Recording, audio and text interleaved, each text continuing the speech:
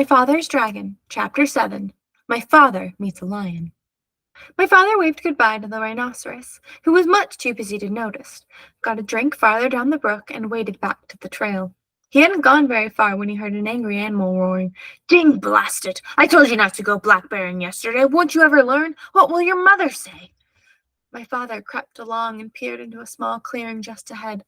A lion was prancing about, clawing at his mane, which was all snarled and full of blackberry twigs.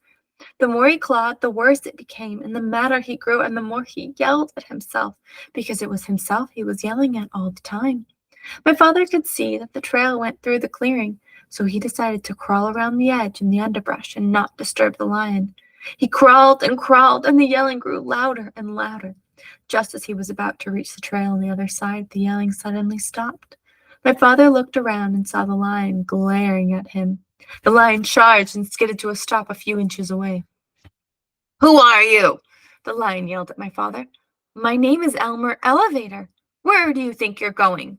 "I'm going home," said my father. "That's what you think," said the lion. "Ordinarily, I'd save you for afternoon tea, but I happen to be upset enough and hungry enough to eat you right now." But he picked up my father in his front paws to feel how fat he was. My father said, "Oh, please, lion, before you eat me, tell me why you are so particularly upset today." "It's my mane," said the lion, as he was figuring out how many bites a little boy would make. "You see what a dreadful mess it is, and I don't seem to be able to do anything about it. My mother is coming over on the dragon this afternoon, and if she sees me this way, I'm afraid she'll stop my... I can't stand messy manes. But I'm going to eat you now, so it won't make any difference to you." "Oh, wait a minute," said my father, "and I'll give you just the things you need to make your mane all tidy and beautiful. I have them here in my pack." "You do?" said the lion. "Well, give them to me, and perhaps I'll save you for afternoon tea after all." And he put my father down on the ground.